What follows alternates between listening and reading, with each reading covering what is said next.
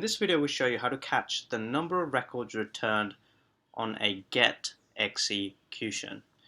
If you ever wondered, if you run a get and it's returned a certain record, but you want to know how many it's actually returned, then this is a good video to watch.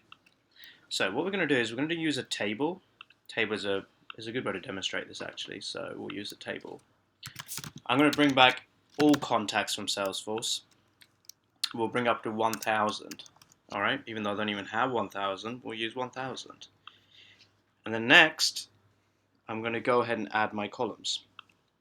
I'm going to bring first name, I'm going to bring email, I'm going to bring, I don't know, let's do phone number, something like that.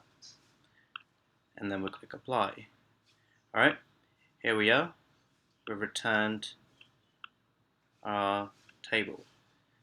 Now there is a setting I want to enable, which is, let me see if there is available. So let's do a summary row, and what I want to do is I want to return a count. So you have two types of counts. We'll do it based off the first name, but that might not be a good idea. So what we'll do actually is we'll add another column, edit mapping, and then this one will be record context ID, and then we'll do a count on that. Now this, I know this one you can just say, well, you're bringing it this way, but it's not really for this purpose. I'm just doing it because I want to show twice that the numbers match up. So anyway, this is good to go, looks good. On the bottom right you'll see the count. However, you can also do this in a text field. So let's say I'll get an input, I'll get a text field, I'll leave it over here, and then we will call this one number of records returned. And I'm going to make this a bit bigger, so the font is bold, and then the size is like 18. That's good. Alright, that looks good. Now, let's go ahead and configure my get. Go to Salesforce and configure my integrations. Create new. This one I'm going to say this one brings table, and it's this one brings table. We will do contact, and it's going to be on load up to 1,000 records. Not going to bother with conditions. Go into mapping.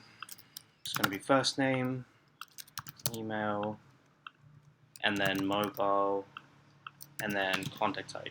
Alright, so this one's good to go. I'm not so concerned about this one.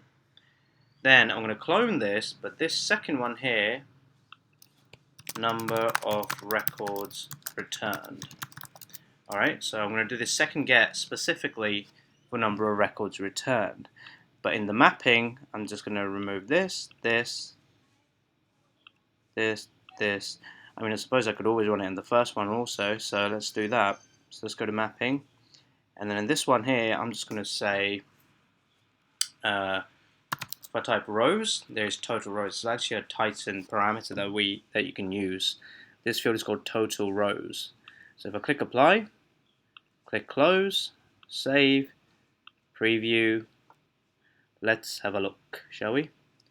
So it's going to run the get, and as you can see, it's returned 120. Alright, but if you have a look over here on the bottom right, it's also returned 120, so we know the numbers are accurate. And this is how you do it. This is how you bring back number of rows or number of records that it's returned outside of any widget that you're using if you're curious to see how much it's returning. Remember, we queried 1,000, but we got 1,020. Sorry, 120. And yeah, that's how you do it. But the simple thing to remember is when you set up your get, assuming you want to bring this into whatever element you want to bring into, you just got to type total rows, and then it will tell you which one it is.